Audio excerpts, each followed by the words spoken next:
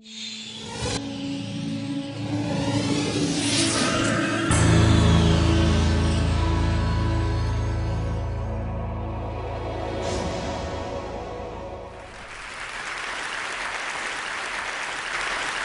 know, what I do is write for children. I'm probably America's most widely read children's author, in fact, and I always tell people that I don't want to show up looking like a scientist.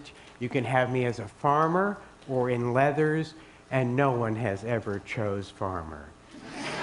I'm here today to talk to you about circles and epiphanies.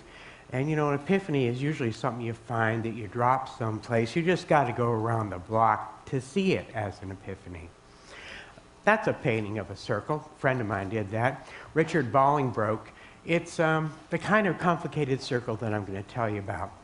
My circle began back in the 60s in high school in Stowe, Ohio, where I was the class queer. I was the guy beaten up bloody every week in the boys' room until one teacher saved my life. She saved my life by letting me go to the bathroom in the teacher's lounge. She did it in secret. She did it for 3 years, and I had to get out of town. I had a thumb, I had $85, and I ended up in San Francisco, California, met a lover, and back in the 80s found it necessary to begin work on AIDS organizations.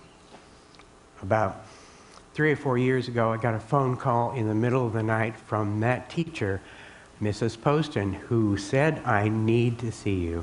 I am disappointed that we never got to know each other as adults. Could you please come to Ohio and please bring that man that I know you have found by now?" And I should mention that I have pancreatic cancer, and I'd like you to please be quick about this. Well, the next day we were in Cleveland. We took a look at her, we laughed, we cried, and we knew that she needed to be in a hospice.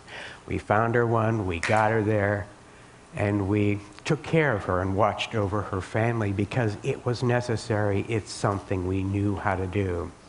And just as a woman who wanted to know me as an adult got to know me, she turned into a box of ashes and was placed in my hand.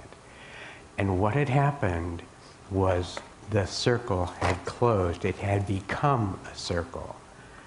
And that epiphany I talked about presented itself. The epiphany is that death is a part of life.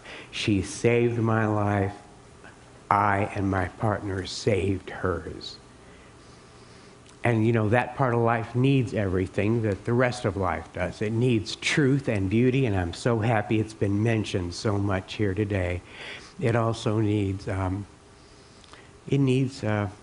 dignity, love, and pleasure, and it's our job to hand those things out.